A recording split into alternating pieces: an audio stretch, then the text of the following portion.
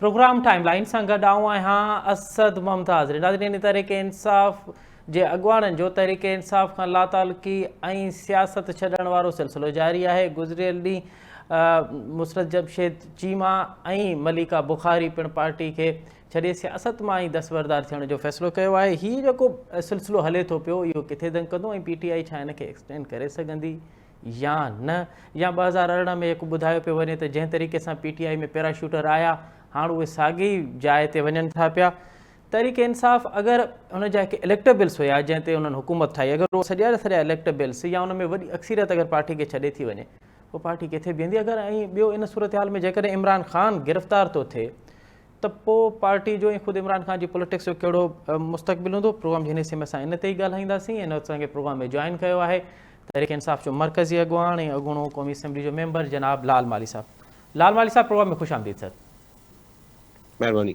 लाल साहब, तव्हांजी पार्टी सां छा पियो थिए 2018 में जॾहिं नून लीग खे टोड़े पियो वियो ऐं अव्हांखे ॿुधायो पियो वियो त अव्हां जेको कुझु करायो पिया या अव्हां जी मर्ज़ी सां जेको कुझु थिए पियो, उहो उनजो मुकाफ़ाती अमल थी सघे थो पियो ऐं इहे ॾींहं अव्हां ते बि अची सघनि था पिया, ऐं अॼु उहा साॻी सूरत हाल अव्हां सां आहे। केरु पियो करे ऐं छा पियो थिए? महिरबानी। असल ॾिसो, पाकिस्तान तहरीक इंसाफ़ 27 साल पहिरीं क़ाइमु थी ऐं उनजो जेको पोज़ीशन ते हाणे आहे पाकिस्तान तहरीक इंसाफ़, इहो इमरान ख़ान साहब ऐं संदसि टीम जी अणथक महिनतुनि जे करे आहे। असीं अहिड़े कंहिं बि जेको आहे ॻाल्हि या अहिड़े कंहिं बि क़िस्म जे इल्ज़ाम खे रद्द करियूं था त 2018 में असांखे को इलेक्टेबल्स ॾिना विया हुआ, पर उन सां गॾोगॾु इहो चवणु ज़रूरी आहे त 2018 में असांजी पोज़ीशन बिल्कुलु मुख़्तलिफ़ हुई ऐं अॼु 2018 खां पोइ हिन दफ़े असांजी पाकिस्तान तहरीक इंसाफ़ मक़बूलियत जे जेका आहे उहो बुलंदियुनि खे छुए थी पई ऐं हींअर इलेक्टेबल्स खे पाकिस्तान तहरीक इंसाफ़ जी ज़रूरत आहे, पाकिस्तान तहरीक इंसाफ़ खे इलेक्टेबल्स जी ज़रूरत न आहे। जिते जिते बि तव्हां हींअर जेके बि सर्वेस आया आहिनि, तव्हां ॾिठो आहे त पाकिस्तान तहरीक इंसाफ़ हिन वक़्तु मक़बूल तरीन जमायत आहे ऐं तव्हां ॾिसंदव जिते जिते पाकिस्तान तहरीक इंसाफ़ जो टिकट इमरान ख़ान ते तमामु आसानी सां उहे उम्मीदवार जेके आहिनि इलेक्शन खटे वेंदा। यकीनी तौर ते लंडन प्लान तहत इहो हिकिड़ी कोशिशि कई पई वञे त पाकिस्तान तहरीक इंसाफ़ खे टोड़ियो वञे ऐं इमरान ख़ान खे सियासत सां ई ॿाहिरि करे छॾिजे। ऐं इन सिलसिले में जेके तव्हां डिफेक्शंस जी ॻाल्हि कई या जेके पार्टी छॾण जी ॻाल्हि कई, त उन में 99% जेके माण्हू छॾनि था उहे रोअनि था, छाकाणि जो हुननि सां एॾी वॾी ज़्यादती कई वई आहे।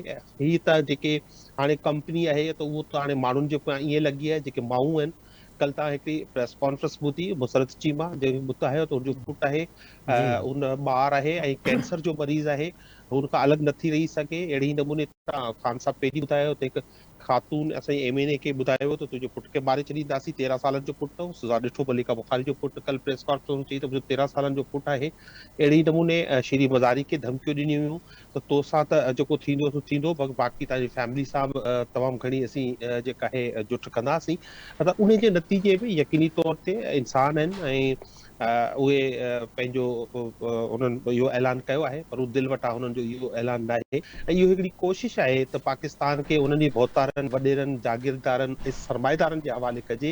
हीउ जेको नओं मिडिल क्लास उभरियो हुयो, जेको पढ़ियल लिखियल क्लास उभरियो हुयो, जेको आमतौर ते सियासत खे बहितर न सम्झंदो हो, सुठी न सम्झंदो हो, उन पाकिस्तान तहरीक इंसाफ़ खे ज्वाइन करे ऐं सियासत करणु शुरू कई, त उन्हनि खे बि जेको आहे ॿार रखी ऐं मुल्क ते इन्हनि हराम खोरनि खे इम्पोज़ करण जी हिकिड़ी कोशिशि कई पई थी वञे।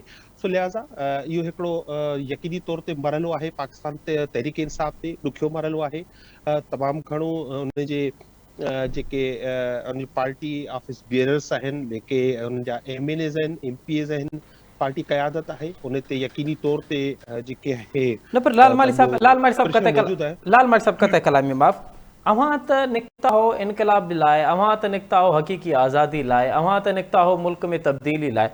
पोइ इहो कीअं मुमकिन आहे त इहे सभु अचीवमेंट तव्हां बग़ैर कंहिं क़ुर्बानी जे करे सघो? अव्हांखे ख़बर कोन हुई त जॾहिं तव्हां एॾी वॾी तब्दीली दावा करियो था पिया त क़ुर्बानी थींदियूं ऐं स्पीड ब्रेकर या इन तरह जा तव्हांजे सफ़र दौरान स्पीड ब्रेकर या ॿिया रुकावटूं ईंदियूं, इहे सभु हुनजो हिसो आहे। इहो सिर्फ़ु तव्हांजी पार्टी सां न, ॿियनि पार्टियुनि सां बि थियो आहे। त पोइ सियासत मां ई दस्तबरदारी, इहा कहिड़ी नज़रियाती पॉलिटिक्स हुई जेका सियासत मां ई दस्तबरदारी पई थिए?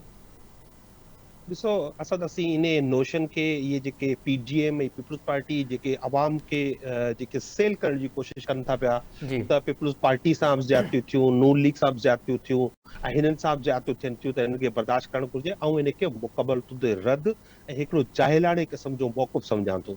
जेकॾहिं हुननि सां थियो त हिकिड़ो त उहो आमिरियत जे दौर में थियो, हिकिड़ो जनरल ज़ियालक हुयो, जनरल मुशर्रफ हुयो, ऐं जी ॿी ॻाल्हि उहो गैर आइनी हो, गैर कानूनी हो, उहो रूल ऑफ लॉ जे ख़ात्मे लाइ हो। त हाणे उन खां पोइ जे मुल्क में हिकिड़ो आइन हुजे, कानून हुजे, त हाणे जदोजहद उन आइन ऐं कानून जे तहत रही सोची वञे थी। को पाकिस्तान तहरीक इंसाफ़ खे छा ही सम्झनि था, को अहिड़ी पार्टी त को जबलनि में हली वेंदी या जंगलनि में हली वेंदी या कचे जे एरिया में हली वेंदी ऐं उतां खां वञी मुक़ाबिलो कंदी। पाकिस्तान तहरीक इंसाफ़ जी इहो इनकलाब आहे उहो वाज़े तौर ते पाकिस्तान जे आइन जे मतहत ऐं पाकिस्तान जे आइन ऐं कानून जी हुक्मरानी लाइ आहे। इहो न आहे त जेको आहे पाकिस्तान आइन तहरीक इंसाफ़ ते बंदूकूं ताड़ियूं वेंदियूं, पाकिस्तान तहरीक इंसाफ़ खे जेलनि में विधो वेंदो ऐं असीं को अहिड़े मुआशिरे में या के अहिड़े मुल्क में रहूं था जंहिंजो को आइन कोन्हे, जंहिंजो को कानून कोन्हे, त इहो हिकु इंतई हिकिड़ी बेवकूफ़ाना ॻाल्हि आहे त पाकिस्तान तहरीक इंसाफ़ खे इनकलाब आणण लाइ हर भरू जेलनि में ई रहणो पवंदो। जेलनि में उहो रहनि यकीनी तौर ते जिन चोरियूं कयूं, जेके 14 साल जेल में रहिया, त तव्हांखे ख़बर हूंदी उन्हनि ते इल्ज़ाम कहिड़ा हुया। महिरबानी सां, अलाह जी महिरबानी सां पाकिस्तान तहरीक इंसाफ़ ते अहिड़ो को इल्ज़ाम कोन्हे। ऐं मज़ेदार ॻाल्हि इहो आहे त इमरान ख़ान जे ख़िलाफ़ काफ़ी इल्ज़ाम आंदा विया, उनजे ख़िलाफ़ RTO लीक आंदियूं वियूं, तोशाखाना आंदो वियो, फॉरेन फंडिंग जो केस आंदो वियो, दहशतगर्दी जा केस कया, बग़ावत जा केस थिया ऐं कई उनजो कैरेक्टर असैसिनेशन जूं कैंपेन्स हलायूं वियूं। उन सभिनी में नाकामी खां पोइ ऐं तव्हांखे हिकिड़ी अहम ॻाल्हि ॿुधायां, जी हिननि जेके ताक़तवर धुरियूं आहिनि हुननि सोचियो हुयो त ही जेके 13 पॉलिटिकल पार्टीज़ आहिनि PGM में प्लस पीपल्स पार्टी आहे ऐं हुननि जो साथ आहे, ही कुझु डिलीवर करे सघंदा। ही गुज़िरियल जेको साल गुज़रियो आहे उन में ही मुकमल तौर ते नाकाम थी विया, न त अवाम खे कुझु ॾेई सघिया ऐं न पाकिस्तान तहरीक इंसाफ़ खे ख़तम करे सघिया या उनजी मक़बूलियत में कमी आणे सघिया। इन करे हू पाण फ्रंट ते न आया पर अवां ऐं लालवानी साहब अवां जेका मक़बूलियत जी ॻाल्हि कयो था पिया त 9 मई वारे वाक़े खां पहिरियां ताईं त सूरत हाल तब्दीली, 9 मई खां पोइ अवां सम्झो था पिया त साॻी मक़बूलियत आहे, लीडरशिप डेली जेको 2098 में ख़ान साहब चवंदो त विकेटूं किरायां थो पियो, हींअर हुन जूं विकेटूं उन खां ॿीणी तादाद में डेली किरनि थियूं पियूं, त पोइ मक़बूलियत वारो सुवाल त मुंहिंजो ख़्यालु आहे त इहो त जीअं जीअं वक़्तु गुज़रंदो तीअं तीअं मक़बूलियत वारो सुवाल पोइ ते थींदो वेंदो। ॾिसो असद इहो तमामु तव्हांजो अहम सवाल आहे ऐं नथो सम्झां त 25 या 30 जेके असांजा अॻुवान या मुख़्तलिफ़ MPs MNAs क़यादत क़िस्म जा जेकॾहिं माण्हू छॾे विया आहिनि त उन सां पाकिस्तान तहरीक इंसाफ़ या इमरान ख़ान जी मक़बूलियत ते कोई फ़र्क़ु आयो आहे। असीं सम्झूं था त अञा बि जेको पिवोटल आहे, ॾाढो तमामु अहम किरदारु आहे इमरान ख़ान जो। ऐं हाणे इहो हींअर तव्हांजा व्यूअर्स ॿुधाईंदा, हे पाकिस्तान जी अवाम ॿुधाईंदी, ही सिंध जी अवाम ॿुधाईंदी त हू इमरान ख़ान सां मोहबत कनि था या नथा कनि या केतिरे हद ताईं कनि था। तव्हां ॾिसिजो ईंदड़ सर्वे बि इहे ई हूंदा जेको माज़ी में आया आहिनि। इमरान ख़ान जी पार्टी जेका आहे उहो 71% ते बीठल आहे, बाक़ी सभु पार्टियूं 29% ते आहिनि ऐं उन जी मक़बूलियत अञा वधंदी, छाकाणि त मुंहिंजो ख़्यालु तव्हां आहे इहो पाण को वटि सर्वे हिकिड़ो वारो अवां चओ पिया लाल साईं कते कलाए मां बि सर्वे वारो मामिलो पंहिंजी जाइ ते, पर असल ख़बर त वोटनि इलेक्शन में पवंदी न, त इलेक्शन माना रखे थी पई न, सर्वे त माना कोन था रखनि। बिल्कुलु इहा ई ॻाल्हि आहे ऐं उन जो ई असीं मुतालबो करियूं था। असीं इहो कोन था चऊं त असांखे उन सर्वे जी बुनियाद ते कोई हबत ॾेई छॾियो। असीं त मुतालबो ई 1 साल खां इलेक्शन जो कयूं था पिया ऐं इलेक्शन में इन खां वधीक असीं मक़बूल पार्टी थी उभरंदासीं ऐं इन खां इहो जेका मौजूदा हुकूमत आहे इन खां बाख़बर आहे या सम्झे थी त उनजो अवाम में वजूद ख़तम थी वियो आहे। अवाम हुननि खे नथी चाहे, इन लाइ आइन जी हुननि भञकड़ी कई, हुननि आइन जे तहत 90 ॾींहंनि में इलेक्शन कोन कराई, सुप्रीम कोर्ट जे हुकुम बावजूदि हुननि इलेक्शन कोन कराई ऐं जेके मुनाफ़क़त ते ॿधल जेके हुननि बहाना ॾिना, हिकिड़ो बहानो इहो ॾिनो हुयो त असां वटि सिक्योरिटी कोन्हे ऐं पाक फ़ौज जेको आहे अची कान थी सघे। मिनिस्ट्री डिफेंस जेको जवाबु ॾिनो, तव्हां हींअर ॾिठो पूरे पंजाब KPK ऐं इस्लामाबाद खे जेको आहे अरिड़हनियल मार्शल लॉ लॻाए फ़ौज जे हवाले कयो वियो।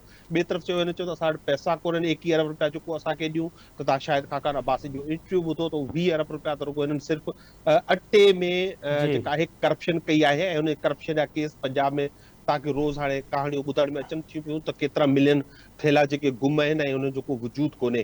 सो इहे इन्हनि जो टोटल मुनाफ़क़त ते आसिरो आहे ऐं यकीनी तौर ते तव्हांजी ॻाल्हि खे आउं सपोर्ट करियां थो त इलेक्शन आख़िरी सर्वे हूंदो जेको पाकिस्तान जी अवाम में कयो वेंदो ऐं उन तहत जेका पार्टी मक़बूली हूंदी उहो खटी मक़बूल हूंदी ईंदी उहा ऐं असीं उन जे मुताबिक़ कयूं था। उहा उहा उहा ई पंहिंजो वरी इक़्तिदार में माणींदी। अच्छा लालवानी साहब अवां नथा सम्झो त अगरि ॿ असेंबलियूं मौजूदु हुजनि हिन वक़्तु, मिसाल KPK ऐं पंजाब जूं असेंबलियूं मौजूदु हुजनि ऐं अवां क़ौमी असेंबली में हुजो आहे, त हिन वक़्तु जेको बार विधो पियो वञे या जेको अवां ते वज़न आहे उहो ईअं उनजी सूरत ईअं न हुजे हा।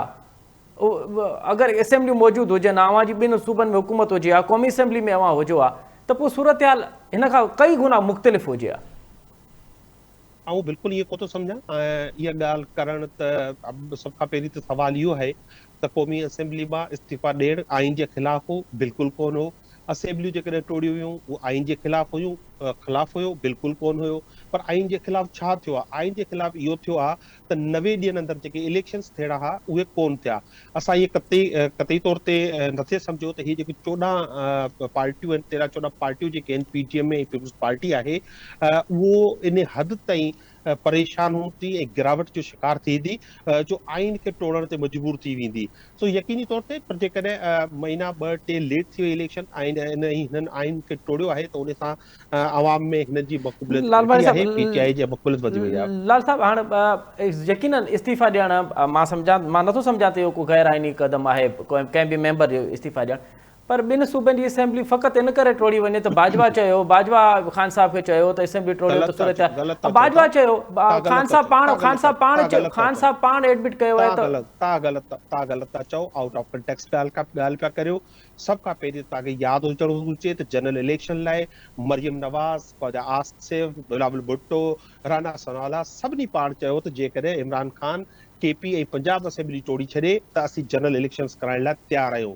ऐं जॾहिं इमरान ख़ान अहिड़ो प्रोग्राम ठाहियो त उनखे यकीनी तौर ते इहो नाहे त को पंहिंजो बाजवा साहब इहा ॻाल्हि न कई, बाजवा साहब इहा ॻाल्हि कई, पर इहो पाकिस्तान तहरीक इंसाफ जो पंहिंजो हिकिड़ो इंटरनल पॉलिटिकल इमरान ख़ान इहा ॻाल्हि एडमिट कोन कई त मूंखे बाजवा चयो त तव्हां ॿई असेंबली टोड़ियो त पोइ असां जनरल इलेक्शन सूरत हाल चयो हुन इहा बिल्कुलु ॻाल्हि कई त हुन चयो, हुन इहो कोन चयो त असां हुनजे चवण ते इहो असेंबलियूं टोड़ियूं, पर इहो असांजो हिकिड़ो पंहिंजो इंटरनल कंसल्टेशन जो मरहलो हुयो। ऐं तव्हां यकीन सम्झो इहो असांजो जेकॾहिं पाकिस्तान जे आइन ते अमल थिया ऐं हीअं KP ऐं पंजाब में जेकॾहिं इलेक्शन थी चुकियूं हुजनि हा त तव्हांखे असांजे उन फ़ैसिले जो सियासी फ़ाइदे जो तव्हांखे फ़ाइदो नज़र अचे हा। पर छाकाणि जो हाणे हिन मुल्क में लिटरली आइन सस्पेंड थी चुको आहे, उहो तव्हां हिकिड़ो चूंड जे हवाले सां ॾिठो, ॿियो तव्हां ॾिसो त कोर्टूं गैर मुयसर थी वियूं आहिनि।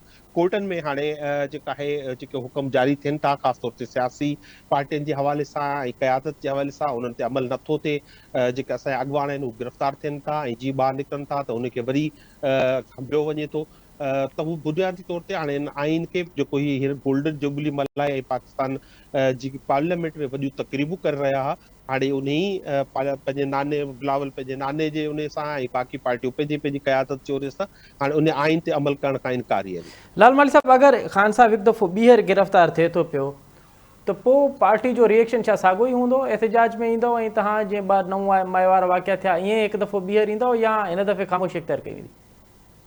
ॾिसो, सभ खां पहिरीं त असीं हिनखे रद्द था कयूं त 9 मई जो छा थियो? 9 मई जो हिकिड़ो एहतजाज थिया आहिनि जंहिं ते हिननि 500 FIRs कयल आहिनि, जेका राना सनाउल्लाह ॻाल्हि कई आहे पंहिंजी प्रेस कॉन्फ्रेंस में। सिर्फ़ु 6 अहिड़ियूं FIRs आहिनि जेके जिन ते आर्मी एक्ट लागू थी सघे थो। ऐं उन लाइ असां ॾिसो उनखे पहिरीं उनजी हिकिड़ी मज़म्मत कई आहे उन सॼे समूरे वाक़े जी, नंबर 1।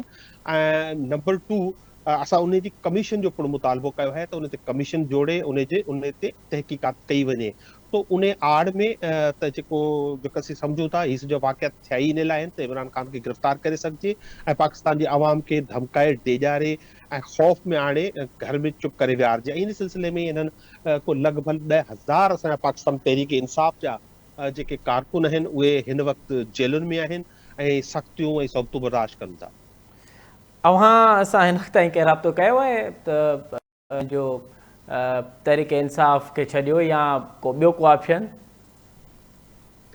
जी, मूंखे कंहिं बि अहिड़ो राब्तो नाहे कयो त को पाकिस्तान तहरीक इंसाफ़ खां या इमरान ख़ान खां को अलहदगी इख़्तियार कयां या पार्टी छॾे ॾियां। मूंसां अञा ताईं अहिड़े क़िस्म जो को न मूं ते दॿाउ आयो आहे ऐं न ई मूंसां का अहिड़ी ॻाल्हि थी आहे। सिंध जी सिंध सां अव्हां सां ॿिया क़ौमी असैम्बली सूबाई असैम्बली जा मेंबर हुआ, सूबाई असैम्बली जा मेंबर त ख़ासि करे वॾी तादाद में छॾनि था पिया। क़ौमी असैम्बली जो हिकिड़ो मेंबर त जयप्रकाश तव्हांजो जेको कुलीक जो दोस्त हो उहो त छॾे वियो आहे। ॿिए कंहिं क़ौमी असैम्बली जे मेंबर ते को प्रेशर अव्हां ते इतला हुजे त सिंध में बि इहो सिलसिलो जारी थी वियो हुजे? असां ॾिसो, सिंध जो कादी जे कराची में तव्हां ॾिसो हिकिड़ो त जयप्रकाश खे उतां खां अगवा कयो वियो हुयो, हुन ते को FIR कान हुई, 5 ॾींहं मुसलसल लाॻीतो उनखे सोलिटरी कंफाइनमेंट में रखियो वियो। उनजो राति जो जंहिं वक़्तु खयो वियो हो उहो बि हिकिड़ो दर्दनाक सीन हुयो त हिकिड़े शरीफ़ पाकिस्तान जे घर में गिड़ी ऐं अहिड़े तरह खां दहशतगर्दी ऐं दादागिरी कई वञे। ऐं उन खां अलावा उन ई ॾींहं ते महमूद मौलवी साहब खे खयो वियो हुयो, उन बि पार्टी छॾण जो ऐलान कयो हुयो। ऐं तव्हांखे ख़बर आहे त असांजी पार्टी ऐं सिंध जो सदर अली ज़ैदी साहब उन खे गिरफ़्तार कयो वियो। पहिरीं त नामालूम जॻह ते रखियो वियो ऐं जॾहिं बाद में उनखे सब जेल करार ॾिनो वियो उनजे घर ते, त उन ते दबाव हुयो त हू प्रेस कॉन्फ्रेंस करे ऐं पाकिस्तान तहरीक इंसाफ सां अलहदगी जो ऐलान करे। पर जीअं ई प्रेस कॉन्फ्रेंस में हुन ऐलान कयो त मूंखे गोली हणी छॾियो पर इमरान ख़ान खे न छॾींदुसि, त उनखे इन्हे सज़ा में उन वक़्तु जेकोबाबाद मोकिलियो वियो आहे। जी फिरदोस शमीम नकवी आहे, हू 70 साला शख़्स आहे ऐं कैंसर जो मरीज़ आहे। उन ते बि जेको आहे इहो दॿा आहे ऐं हू जेल में आहिनि। ऐं ॿियो असांजी केतिरी ई क़यादत आहे जेको हिन वक़्तु जेलुनि में आहे ऐं उन्हनि ते सख़्तु दॿा ऐं परेशानी खे मुंहुं ॾेई रही आहे।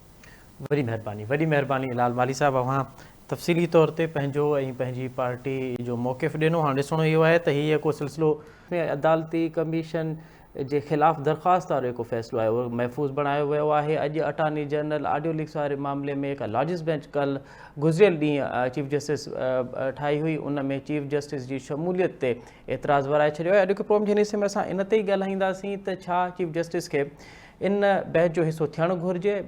माज़ी में असां ॾिठोसीं त जॾहिं जस्टिस फ़ाइज़ ईसा साहब जो केस हुयो त उन में जस्टिस फ़ाइज़ ईसा अज़ ख़ुदि उन बैच खां अलॻि थी वियो हो। त छा चीफ जस्टिस खे इन बैच में रहणु घुरिजे या इन खां अलॻि थियणु घुरिजे, छाकाणि त हीउ मामिलो इनडायरेक्टली तौर ते बि चीफ जस्टिस सां जेको आहे चीफ जस्टिस सां कनेक्ट आहे। त प्रोग्राम जे हिसे में असां इन ते ई ॻाल्हाईंदासीं ऐं गॾोगॾु ॻाल्हाईंदासीं त अॼु चीफ जस्टिस हिकु दफ़ो ॿीहर हुकूमत ते इहो इल्ज़ाम मढ़ियो आहे त हुकूमत ऑडियो लीक्स वारे मामले में जजिस जे विच में इख़्तिलाफ़ पैदा करण जी कोशिशि पई करे। त इन तमामु तर मामलनि ते ॻाल्हाइबो। हिन असांखे प्रोग्राम में जॉइन कयो आहे मुल्क जो मुमताज़ कानूनदान ऐं सुप्रीम कोर्ट बार जो अॻूणो सदर जनाब यासीन आज़ाद साहब। यासीन साहब, प्रोग्राम में खुश आमदीद सर। अच्छा यासीन साहब, सबसे पहले तो ये बताइए कि चीफ जस्टिस ने एक मरतबा फिर हुकूमत पे ये इल्ज़ाम लगाया है कि हुकूमत जजेस में इख्तिलाफ पैदा करने की कोशिश कर रही है और ये ऑडियो लीक जो कमीशन है ये भी उसकी कड़ी है। क्या वाकई सर हुकूमत चाहती है कि अदलिया बटी रहे, अदलिया में इख्तिलाफ हों? सर, अदलिया में जो इख्तिलाफात का तरक है ना जी सर, ये बहुत पहले से है, जो जुडिशल कमीशन के हवाले से। जी सर, तो जुडिशल कमीशन के हवाले से इसलिए कि जब सिंध हाई कोर्ट से 2 जूनियर जजेस की अपॉइंटमेंट का मामला गया तो जस्टिस साहब और कमीशन के दूसरे लोगों ने ये एतराज किया। सीनियर जजेस में तारिक मसूद साहब भी इस कमीशन के मेंबर थे। जी सर, तो उनका कहना यह था कि सीनियर मोस्ट को यहाँ लेके आए, जूनियर को मत लें। तो ये तकसीम तो बहुत पहले से थी। जी, चलते चलते फिर ये तकसीम मजीद बढ़ती गई। कानूनी सुप्रीम कोर्ट में स्वाबदीदी इख्तियारात की वजह से। जी सर, तो स्वाबदीदी इख्तियारात की वजह से फिर आपने देखा होगा कि जब 184(3) का मामला आया तो फ़ाइज़ ईसा साहब ने 184(3) के जितने केसेस को स्टे कर दिया ग्राउंड पे। तो नया कानून जो आ रहा है, एक्ट जो आया है, जिसमें 184 को इसकी बंद कंस्टिट्यूट करने के लिए जी, हुकूमत ने कानून पास किया कि चीफ जस्टिस और 2 सीनियर जज मिल के जी, डिसाइड करेंगे, बेंच वो कंस्टिट्यूट करेंगे, ये होगा। जी, बाद में 7 रुकनी बेंच आई और उन्होंने जस्टिस फ़ाइज़ ईसा के जजमेंट को, आर्डर को बिल्कुल खत्म कर दिया। तो मेरी पर्सनल लाइफ में ये होता है कि सुप्रीम कोर्ट की किसी जजमेंट को फुल में बैठ के तो वो उठा के डिसाइड करके उसको खत्म करते। ठीक, तो ये तकसीम जो है वो पहले से थी।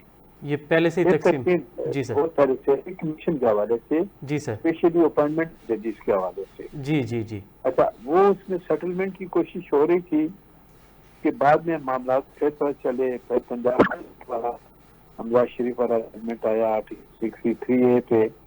फिर बंचों की जो बंच इंस्टीट्यूट होते हैं उस पर एतराज शुरू हो गया। जी सर, ऑनरेबल सुप्रीम कोर्ट के सीनियर जजेस को सत्यामल ना करना, उनको इग्नोर करना, ये फिर जो खलीज थी वसी होती गई। اچھا یاسین صاحب قطع کلام آپ سر، جب آپ یہ فرما رہے ہیں کہ یہ جو تقسیم ہے یہ پہلے سے موجود تھی، کیا اس تقسیم کا فائدہ اٹھایا ہے حکومت نے سر؟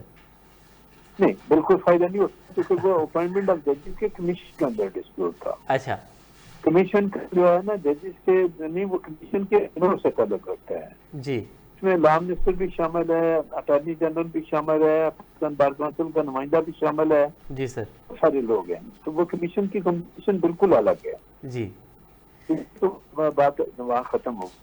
اچھا لیکن میرے خیال میں پھر جسٹس فیض عیسیٰ والا جو ریفرنس چلا، جی سر. گورنمنٹ نے جو پتہ نہیں ایک ریویو پٹیشن کا ایک نیا متبادل ڈاکٹر فاروق نسیم نے نکالا، جی اس پہ گورنمنٹ نے اٹھا کے کہا کہ جی ہم یہ ریویو پٹیشن واپس لیتے ہیں. تو ریویو پٹیشن گورنمنٹ نے بھیجی تھی. جی اب وہ پٹیشن جب کوئی کیس وڈرا کرتے ہیں تو عموماً ایک جھٹکے میں آرڈر ہو جاتا ہے. ٹھیک. لیکن آج دن تک جو گورنمنٹ نے اس ریویو پٹیشن کو وڈرا کیا تو آنریبل چیف جسٹس نے چیمبر کو پروسیڈنگ کی، لیکن ابھی تک انہوں نے کوئی آرڈر نہیں کیا. ٹھیک. تو اس بات کی نشاندہی کرتا ہے کہ وہ اختلافات جو ہیں سینئر ججز اور چیف صاحب کے درمیان جو اختلافات ہیں، اور آج آپ دیکھ رہے ہیں کہ آنریبل سپریم کورٹ کے ججوں کی ٹوٹل تعداد 17 ہے، جی اور اس وقت پچھلے 5-6 مہینے سے صرف 15 جج کام کر رہے ہیں. جی 2 ججوں کی اپوائنٹمنٹ آنریبل کمیشن کے اندر تقسیم کی وجہ سے عمل میں نہیں آ رہی. اچھا یہ معاملہ کسی جگہ پہ ہے. چلے آج اس کے بعد چلے میں یاسین صاحب آپ کو یہ تو خیر آپ جو فرما رہے ہیں وہ کچھ ماضی کا ایک حصہ بھی ہے، لیکن آج ہم دوبارہ اپنے ایشو پر آتے ہیں. اور آج یہ جو آڈیو لیکس عدالتی کمیشن بنا تھا اس کے خلاف جو درخواست آئی تھی، اٹارنی جنرل نے آج اعتراض کیے ہیں کہ چیف جسٹس کو اس کا حصہ نہیں بننا چاہیے. آپ ایک سینئر قانون دان ہیں، کیا آپ بھی سمجھتے ہیں کہ یہ جو کیس ہے اس میں کم از کم چیف جسٹس کو سائڈ پہ رہنا چاہیے، کیونکہ ان کے خاندان میں بھی یہ معاملہ ہے، اس کا خاندان بھی انڈائریکٹلی طور پہ اس میں انوالو ہے. کیا آپ بھی سمجھتے ہیں کہ چیف جسٹس کو نہیں بننا چاہیے تھا سر؟ دیکھیں سر، جب یہ کمیشن بنا تو جسٹس کمیشن کے جو ہیڈ ہیں جسٹس فیض عیسیٰ صاحب کا پہلے دن کا آرڈر آپ دیکھ لیں، جی سر. انہوں نے کلیئر کٹ کہہ دیا کہ اس کمیشن کے اندر کسی جج کا معاملہ انوالو نہیں ہے. بالکل کلیئر کر دیا انہوں نے. ٹھیک. اب جو آج بات کے اندر اعتراض کیا گیا، عموماً یہ ہوتا ہے کہ میں آپ کو ایک موٹی سی مثال دیتا ہوں.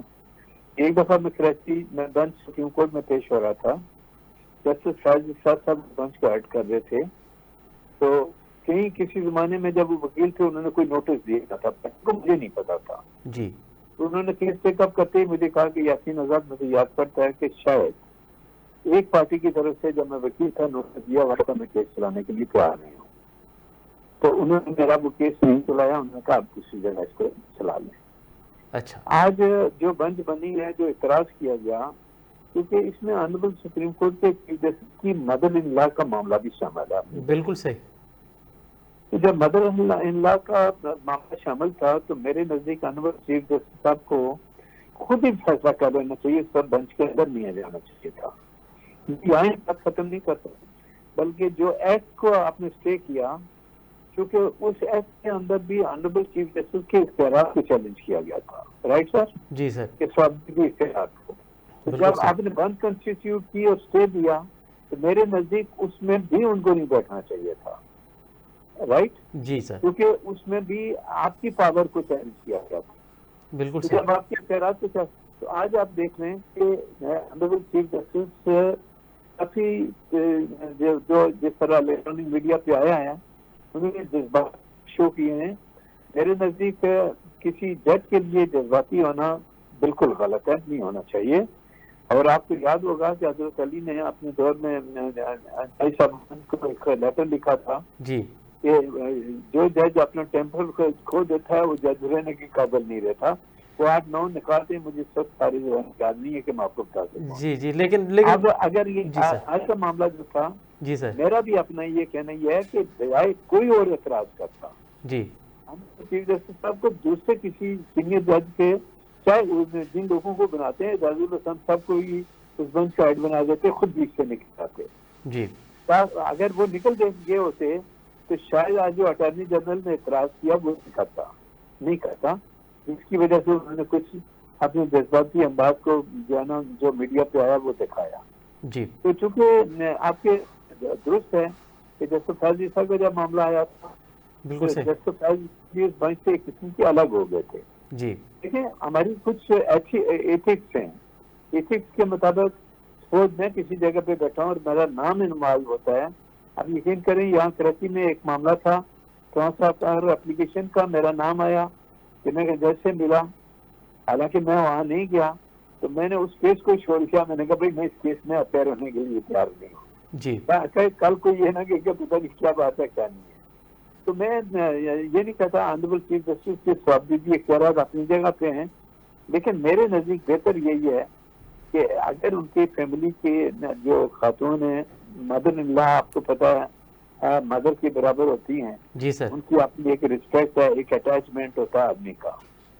تو جی وہ اٹیچمنٹ میں اگر کسی اور کو کس کی بھنس کر دیتے ہیں, جو اٹارنی جنرل نے اعتراض کیا شاید وہ نہیں کرتا. اچھا بہرحال یہ ان پہ ڈیپینڈ کرتا ہے کہ وہ بنچ میں رہتے ہیں نہیں رہتے. یہ جج کی اپنی ثوابدید پہ. چلیں یہ تو چیف جسٹس صاحب کی ثوابدید ہے کہ اس کے باوجود بھی وہ اس بیچ کا اگر حصہ. وہ رہنا چاہیں تو ان کو کوئی ہٹا نہیں سکتا. ہاں وہ بالکل صحیح کہہ رہے ہیں آپ, ان کو کوئی ہٹا نہیں سکتا, یہ ان کا ثوابدید ہے کہ وہ اس میں موجود رہتے ہیں یا خود کو الگ کر لیتے ہیں. جی اچھا یاسین آزاد صاحب ایک اور سوال بھی اسی سے ہی کنیکٹڈ ہے, وہ یہ ہے کہ چیف جسٹس صاحب یہ بار بار کہہ رہے ہیں کہ کیونکہ یہ کمیشن بنا ہے اور اس میں ایک جج اس کمیشن کا ہیڈ ہے, تو اس میں چیف جسٹس کی رضامندی ہونا لازمی تھی, کیونکہ چیف جسٹس ہیڈ ہیں تمام ججز کا, ان کی رضامندی لازمی تھی. تو کیا جب کوئی عدالتی کمیشن بنتا ہے پھر وہ ہائی کورٹ کے ججز کا کمیشن ہو یا پھر سپریم کورٹ کے ججز کا, اس میں چیف جسٹس کی رضامندی ہونا لازمی ہوا ہے؟ سر چیف جسٹس کی رضامندی نہیں ہوتی ہے, اس میں فیڈرل گورنمنٹ ایک ریکویسٹ لیٹر بھیجتی ہے آنریبل چیف جسٹس کو. جی سر. اور اس میں یہ کہتے ہیں کہ یہ کمیشن بنانا آپ 3 ججوں کو نامینیٹ کر دیں. جس طرح ماضی میں وہ 35 پنچر کا جو معاملہ تھا عمران خان صاحب ٹیک اپ کرتے تھے, جی نجم سیٹھی آپ کو صاحب والا. پتا 3 رکنی بنچ کمیشن بنا تھا جی جس کو ناصر ملک صاحب کر رہے تھے. جی سر. اس وقت نام بھیجے گئے تھے. جی سر. تو وہ ایک وہی پھر آ جاتا ہے پرنسپلی آپ ایک ریکویسٹ کرتے ہیں آنریبل چیف جسٹس سے کہ آپ نے ججز میں سے 2 جج یا 3 جج ہمیں اس کمیشن کے لیے دے دیں. یہاں فیڈرل گورنمنٹ کی اب ریزرویشن یہی تھی کہ چونکہ یہ ریکویسٹ ہم آپ سے اس لیے نہیں کر سکتے کہ جس معاملے میں ہم آپ سے یہ ریکویسٹ ہمیں کرنا چاہیے تھا اس میں آپ کے فیملی ممبر کی انوالومنٹ ہے. جی لہٰذا شاید آپ ہماری بات نہ مانیں, لہٰذا انہوں نے بائی پاس کیا. اور اگر دیکھیں اگر مینڈیٹری ہوتا جی سر. تو ممکن ہے پھر جسٹس فیض عیسیٰ صاحب اس کی چیئرمین شپ ایکسپٹ ہی نہیں کرتے. صحیح.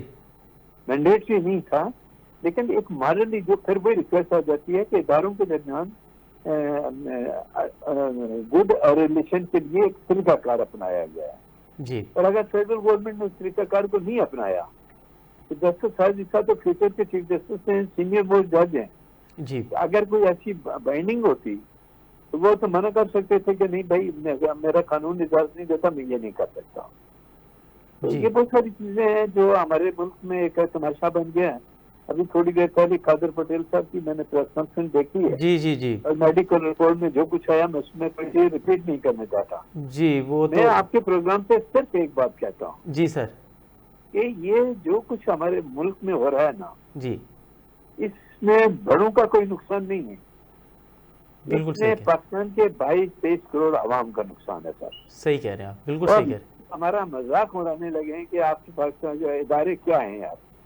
بالکل جب کوئی ادارہ کوئی آدمی ہمیں یہ کہتا ہے کہ ہماری عدلیہ کا انصاف کے حوالے سے 135 نمبر ہے یا 140 نمبر ہے, اور جس ادارے سے ہم لوگ بھی منسلک ہیں ہمیں بھی تکلیف ہوتی ہے سر. جی اچھی بات پوچھیں تو. جی جی جی. تو میں یہ کہتا ہوں کہ بہت سارے معاملات جو ہے, پھر میں ایک جملہ ریپیٹ کرتا ہوں جو بار بار کہتا ہوں اور ریکویسٹ بھی کرتا ہوں آپ کے پروگرام کے حوالے سے کہ فار گارڈ سے انا کا مسئلہ چھوڑ دیں, پاکستان کے بقا کی بات کریں اور اپنی آئینی حدود کے اندر رہ کے کام کریں. یہ صحیح کہہ رہے ہیں آپ, بالکل صحیح کہہ رہے ہیں. تمام ادارے اگر اپنے آئینی حدود میں رہ کے کام کریں تو ملک کے لیے بھی بہتر ہے, اس ادارے کے لیے بھی بہتر ہے اور جمہوریت کے لیے بھی بہتر ہے.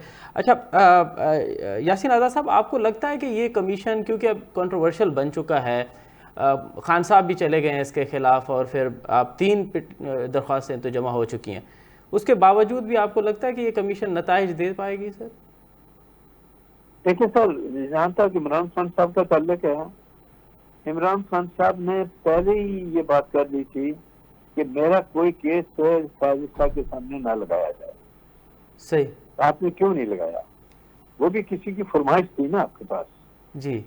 لیکن اس کے بعد آپ نے، لیکن سر یہ اس کا سرکت کلام کیا یہ اس کا شہری رائٹ نہیں ہے کہ وہ اگر کسی جج پہ اعتراض کرتے ہیں، بھلے وہ جج کتنا بھی آنیسٹ کیوں نہ ہو، کہ میرا کیس اگر اس کے خلاف اس کے بیچ میں نہ لگایا جائے تو یہ تو اس کا بنیادی رائٹ بھی ہے.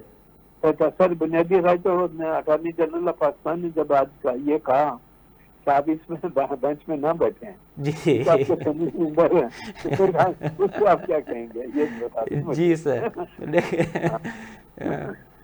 میری بڑی بری عادت ہے جو ہے میں کسی کو ایک فری کو فیور نہیں کرتا سر.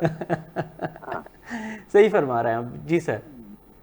تو مزید کوئی پوچھنا چاہیں آپ پوچھ سکتے ہیں سر. جی سر، میں یہی کہہ رہا تھا کہ کیا یہ کمیشن نتائج دے پائے گا؟ آپ کو لگتا ہے کہ اس کے باوجود بھی؟ ایک منٹ، کمیشن کا نتائج بھی دینا نہیں ہے.